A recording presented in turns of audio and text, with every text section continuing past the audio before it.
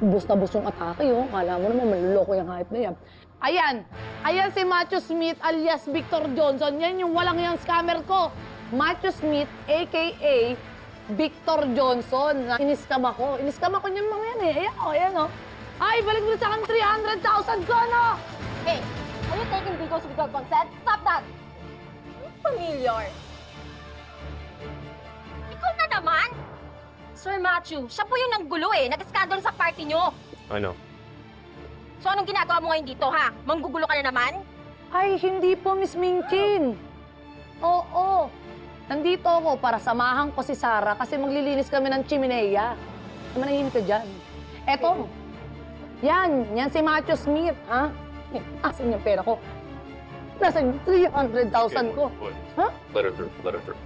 Pero Sir Matthew, It's all right, Miss Daniel. She's Ano? just a girl. I'm sure she won't do any harm. Right? Pinapahirapan mo pa ako, ha? You do know that I'm the boss around here, right? Nobody talks to me like that. Wala akong pakialam. Ano, porket boss ka, mananahimik lang ako? No! Anak to ni Aming Gani. Binibini marikit to, palaban ako. Kung akala mo, aalisan kita kagad. Hindi kita tatantanan hanggat hindi mo binabalik sa akin yung 300,000 pesos. So what you're trying to say is that nothing is gonna stop you from stalking me? Is that it?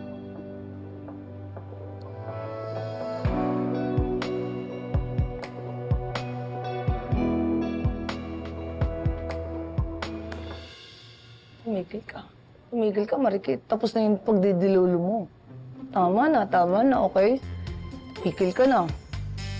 Kung akala mo, madadaan mo ko dahil sa pagmumukha mong pogi, ha? Hindi na ako magpapauto sa'yo.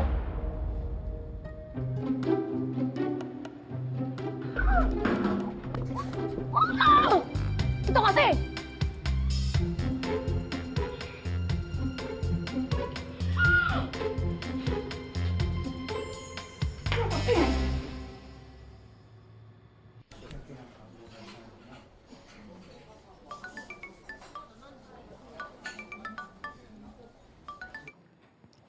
Hello? What's up, bro? Belated happy birthday. Where were you last night? I thought you were gonna join us. Kaya nga nandito ang kapatid mo. Surprise, bro. Drew! Hey. What's up, man? Did you really have to work late last night? Or you just didn't want to come to the party because you didn't want to see someone? Kayo lang naman ni Mami yung gusto kong makasama.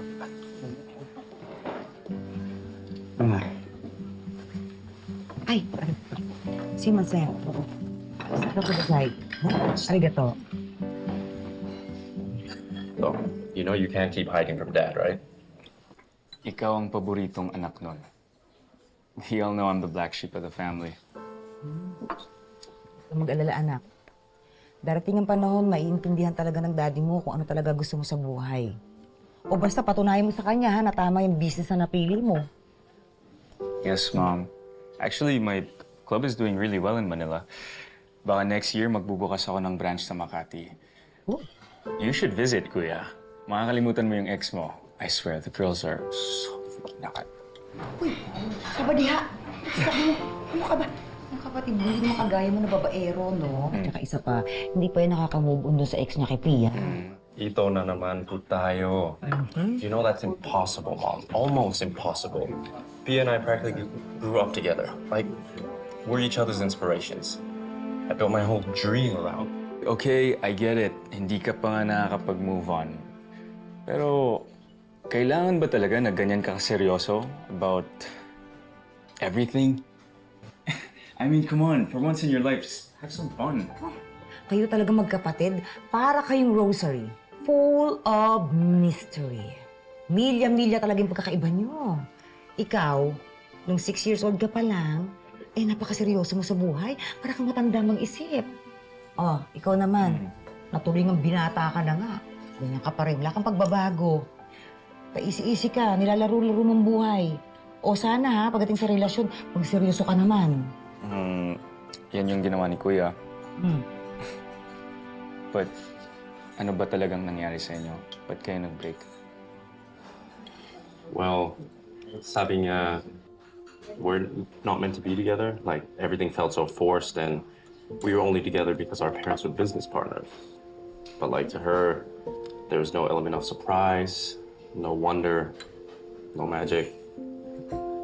But that stuff's not real, right? I mean, some movies, makikita yon, right? What if may experience mo? I mean, what if you meet a girl na ibang-iba kay Pia, but makes you feel alive? Yung tipong complete opposite sa standards mo of an ideal girl, but somehow this person makes you feel amused, gives you a feeling of excitement and freedom. I don't know. Maybe. Kung sa bagay, tama yung kapatid mo. Ang pag-ibig, hindi mo mapipilit yan eh. Kung isang darating niya kung talagang para sa'yo, mararamdaman mo yun. Parang daddy ninyo, di ba? O, nung maghiwalay ang mami mo at ang daddy mo. Nung nag-pass away naman ang nanay mo. O, akalain mo, ako pala magiging third wife niya. Ba? Di ba? Ganda ko. You're different, Mom. Mm-hmm. You're special. I know. Hmm? Oo nga. Wala lang kutulon, Mom. Mga anak ko nga kayo, mambobol. Sige na, halika na. Kain na tayo. Okay, okay. Tara na, lalamig na to. See?